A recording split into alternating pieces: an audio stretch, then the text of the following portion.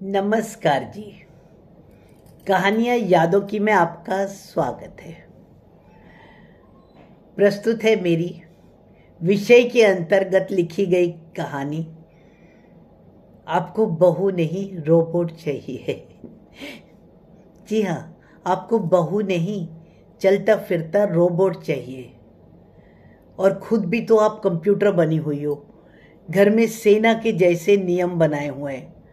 प्रिया अपने कमरे में जाते हुए यूं ही बड़बड़ा रही थी और जाते ही बिस्तर पर पॉटी करे हुए अपने बेटे क्रिश को देखकर गुस्से में झल्ला रही थी।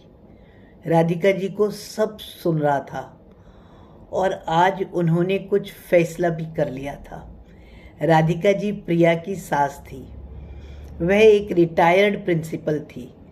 अभी भी वह अक्सर समाज सेवा के कार्यक्रमों और सेमिनार में जाती आती ही रहती थी। वह बेहद अनुशासित थी।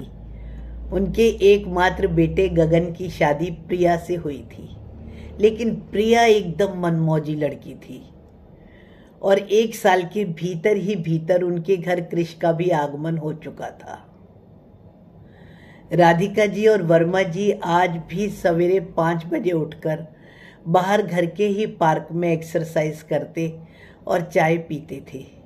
हमेशा की जैसे ही उनकी कामवाली सवेरे 8 बजे तक झाड़ू पोछा और बर्तन सब निपटा दिया करती थी।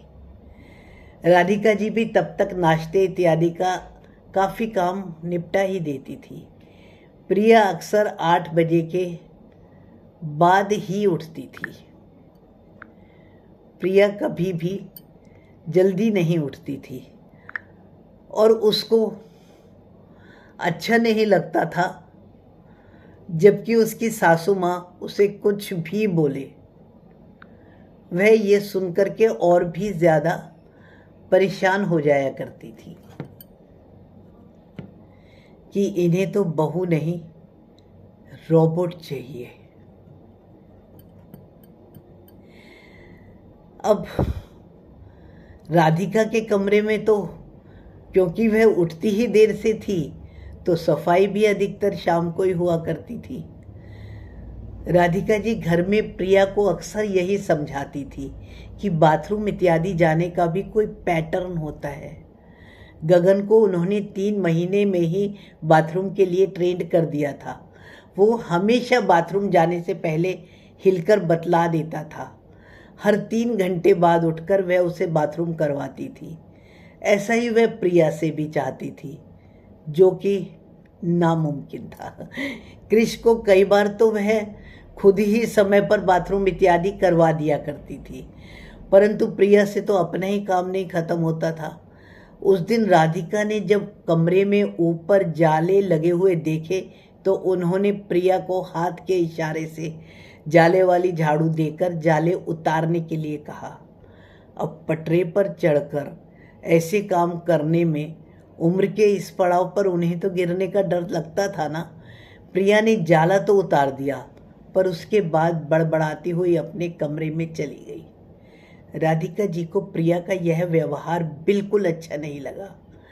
वर्मा जी बैंक से रिटायर होने के बाद अभी भी एक कंपनी में अकाउंट्स का काम देखते थे। राधिका जी ने वर्मा जी को कहा उनकी बहन बहुत समय से उन्हें अपने घर मुंबई में बुला रही है। काफ़ी सालों से घर की व्यस्तताओं में, कभी नौकरी, कभी गगन का विवाह और फिर कृष का होना, वह कहीं घूम भी तो नहीं पाई। अब वे कुछ दिनों के लिए मुंबई जाना चाहती हैं। उन्होंने वर्मा जी से अनुरोध किया, चलो टिकट की बुकिंग कर दो, हम कुछ समय के लिए मुंबई चलेंगे। इन दोनों के मुंबई जाने के प्रोग्राम से प्रिया बहुत खुश हुई और रविवार को सासू माँ को एयरपोर्ट छोड़ने के बाद जब गगन घर आया तो प्रिया की तो खुशी का ही कोई ठिकाना नहीं था। शाम को दोनों ने खाना बाहर से ही मंगवाया। दूसरे दिन उसकी आँख ही सुबह 9 बजे खुली। काम वाली और गाड़ी साफ करने वाला दोनों दरवाज़ा बजा बजा कर जा चुके थे। नाश्ते की तो अब कोई उम्मीद ही नहीं थी और कृष को भी अब तक दूध नहीं दिया गया था। मालूम नहीं वो रो के चुप होके सोया था या वो भी सो ही रहा था। घर का बिस्तर पूरा बहुत गंदा हो रहा था। गगन को क्योंकि देर हो रही थी, वो तो जल्दी से तैयार होकर ऑफिस में ही खाना मंगवाने की कहकर जल्दी से घर से निकल गया। प्रिया को समझ नहीं आ रहा था वो कहाँ से काम शुरू करे और कैसे करे। यूं ही सुबह से दोपहर और दोपहर से शाम हो गई। खाना शाम को भी बाहर से ही मंगवाया गया। 5 दिन बाद काम वाली ने भी छुट्टी कर ली। अब घर में इतना काम होता है, प्रिया को तो पता ही नहीं था। अब उसे ये ज्ञात हो गया था कि सासू माँ के कारण घर का कितना काम उसके बिना करे ही हो जाता था।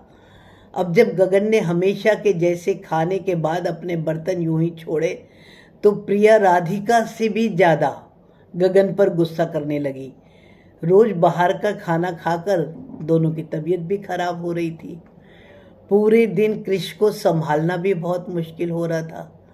उस दिन जब राधिका जी का फ़ोन घर का हाल पूछने के लिए आया तो आज प्रिया को राधिका जी की अनुपस्थिति बहुत खल रही थी। उसने बड़े प्यार से राधिका जी से पूछा, मम्मी आप वहाँ कितने दिन और रहोगी, घर कब लौटोगी? आज प्रिया की आवाज़ में कोई रोष नहीं था, अपितु आग्रह ही था। राधिका जी ने मुस्कुराते हुए जवाब दिया, मैं अगले सप्ताह तक आ जाऊंगी। मैं यहाँ पर ठीक हूँ और मुझे भी कृष की बहुत याद आ रही है। शायद अब उनके आने के बाद दोनों के बीच में अच्छा सामंजस्य बैठ जाए। आपका क्या ख्याल है श्रोतागण? वैसे जहाँ तक मुझे पता पड़ा उनमें बैठ ही गया था अच्छा सामंजस्य। फिर भी आपके मन में कोई विचार आए तो कमेंट्स द्वारा सूचित करें।